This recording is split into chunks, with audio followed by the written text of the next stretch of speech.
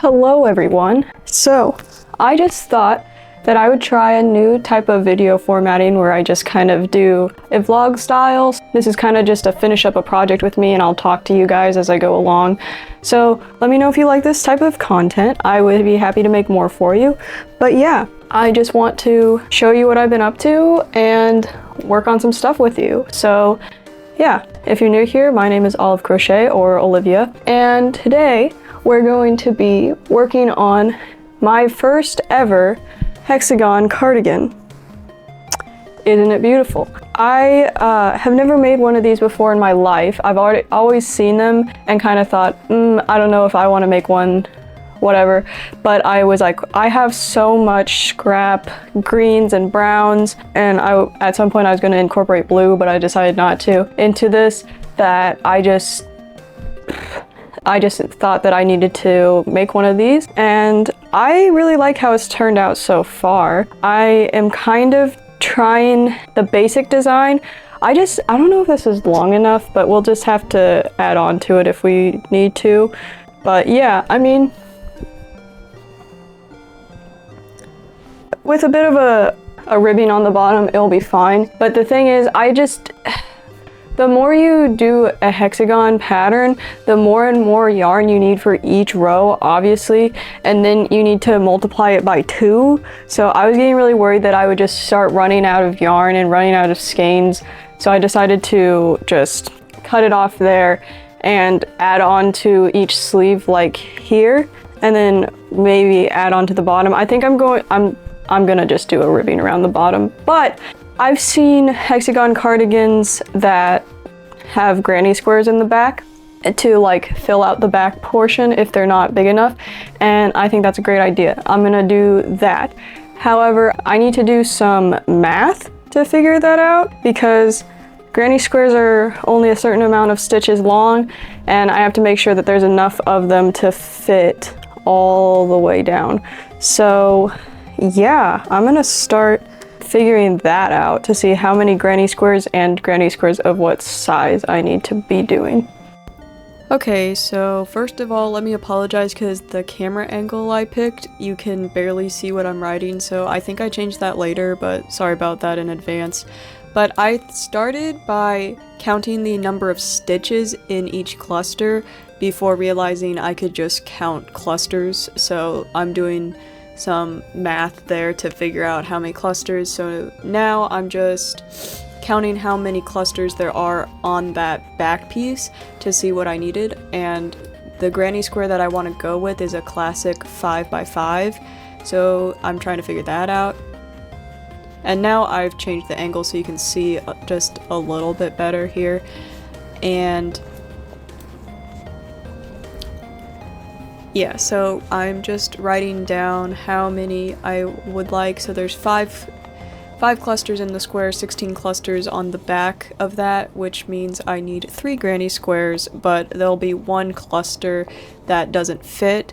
So I'm going to have to find a creative solution to figure out how to work around that.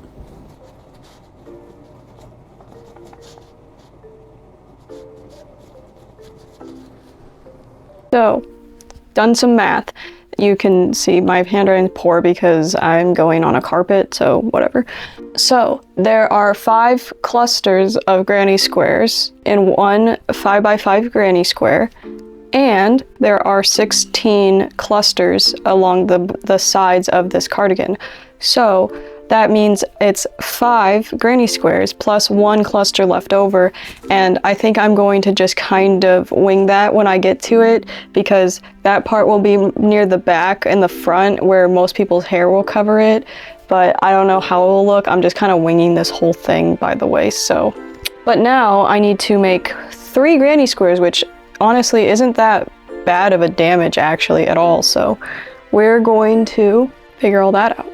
Okay, so now here's a time lapse of me making the granny squares. So for the first one, I just started picking random colors. My strategy was to go brown, green, in whatever colors that I thought would work. But the granny squares ended up being a little dark in the end because the color that would lighten it up ended up being the one that I wanted to use for the border, and I wanted to ensure that I had enough of it to complete the border to my satisfaction, so I decided not to really use it. So my strategy here is just to make 2 granny squares in one manner, and then make one that's a little different so it can go same, different, same on the spine of this piece.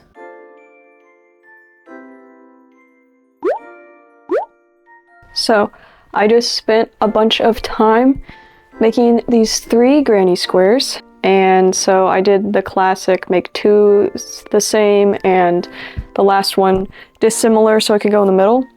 So you know how I was saying that the top had an extra cluster and I needed to figure out what to do with it? Well, I made this granny square right here with an extra row on top here, so hopefully I can figure out how to get that on there. That's going to be the back panel piece on the spine basically, and I have to figure that out. So also, I don't know if I'll have enough yarn to do the entire ribbing like this one. Like, this took a lot of yarn here to do this ribbing right here, and on the bottom as well. So I don't really know how that's gonna work out, but we're going to certainly try. It might not be like a thick, nice ribbing like this. It might just be like a couple rows of half double crochet or something like that. I don't really know. But I need to take these granny squares and sew them together like this, and then I can go ahead and sew them onto the back of the actual cardigan. So, also, does anybody else have the thing where their finger hurts literally like on this knuckle right here? Because when you're crocheting, that's how I hold the piece. So I've just been putting band-aids on it, but I don't actually know how to help stretch that because it's literally a joint in your finger. I don't know, but doesn't matter right now. I'm going to get to work sewing these together. Okay, I don't know why, but I decided to use so many different types of joins for this cardigan.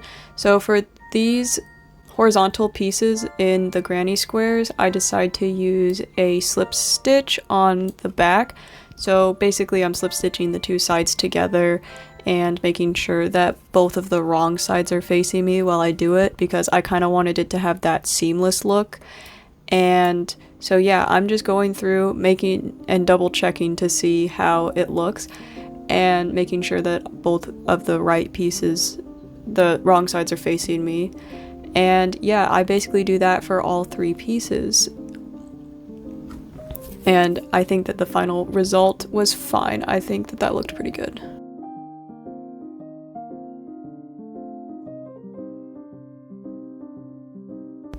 Okay, so now I'm doing the worst job of showing you what I'm doing, but I am doing a slip stitch on the front to kind of show the join on the 2 vertical sides, and just going down the row to do that together. I just realized that you can't really see what I'm doing at all here, so sorry about that. But I think I changed the camera angle later. Yep, there we go. So basically, if you want to learn how to use this join, I use it in a bag tutorial that you can find on my channel, so give that a watch if you haven't already. I really like it because you can see the join, and I think it gives you a nice flat texture without being too in your face. So basically, I'm just joining it together at the end there. Alrighty, so this back piece is now sewn on. So, and then I weaved in a few ends. So basically, it goes like this, and I think that that's pretty good. I think it turned out pretty well. My math worked surprisingly well. And now when you put it on, get ready to enjoy me not realize that I have put this cardigan on the wrong way for way too long before I realized the problem and put it on correctly. Let's see how this fits. So this part's supposed to be the armpit. This is what the back looks like.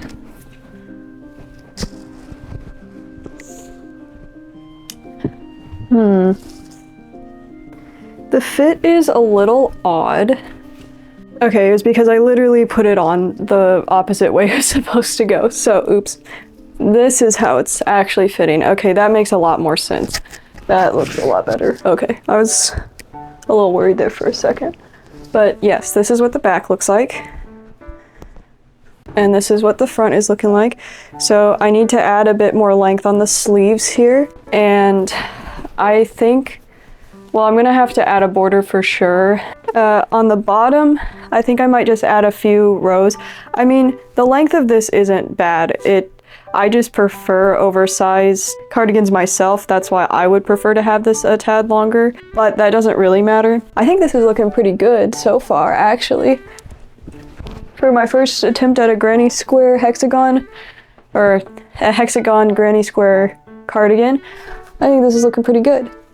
So, I think the plan now is to add a bit more length on the sleeves, or I don't know. Yeah, a couple more rows on the sleeve, and then I'm going to add a bit of a ribbing because this is, I mean, these sleeves are quite large. They need a bit of shaping. I think I'm gonna try my best to make some decreases here, but make them in the bottom here so they aren't really that noticeable. And then I might add a string or something so you can clip it, or I'll add some buttons as well. You know me, I love my buttons. But yeah, this is what we're working with. I think now I'm going to work on these sleeves and then see what I can do for the rest of this. So yeah, nice. Okay, so after that, I pretty much just worked on the sleeves, adding some rows to it, and also adding a decrease. And I don't know if you've ever tried to add a decrease in a granny stitch. It is kind of odd. I kind of just shared the 3 stitches over 2 holes and it looks weird, but I did it at the bottom so people aren't really gonna notice it unless they inspect your sleeves quite closely, and I don't think they will. So yeah, and then I went on to work on the border, and I just went with a half double crochet border all the way around the bottom edge and up the sides across the neck and back around, so it just made this big loop. I ended up doing 2 rows of that, and then I did 1 slip stitch to just kind of cap it off and tighten it up and strengthen and fortify that edge right there a little bit. So yeah, that's what I ended up doing for this. Okay, I did a bit off camera because I was kind of all over the place and my camera needed charging. So, however, I will show you what I did here. I basically did 2 rows of half double crochet around the whole thing, and then 1 slip stitch layer on top. And this is what the back looks like. I think it looks pretty swanky. And I think that reinforces the collar area. And then I made 2 ribbings of 5 stitches and then did half double crochet back loop only, and then slip stitched it to the back here. And yeah, this is kind of it for this. I think that it turned out super nice. I wish it was a little bit longer because that's just how I prefer to have my cardigans. However, I basically finished, it's still the same day, but I've been working on it off and on all day. My hands have started to hurt quite a bit when I work on stuff for a long time, so I have to take breaks and all that. So, but yeah, I think I'm going to add some buttons, but I'm gonna block it first because as you can probably see, these little things just keep popping up. But yeah, I think, I'm not sure. I'm thinking of selling this. It'd be my first actual sale as that wasn't a pattern, but let me know if you think that this is good. I mean, this is kind of one of a kind because all of the colors I used are kind of gone now or don't have enough to make a full project anymore.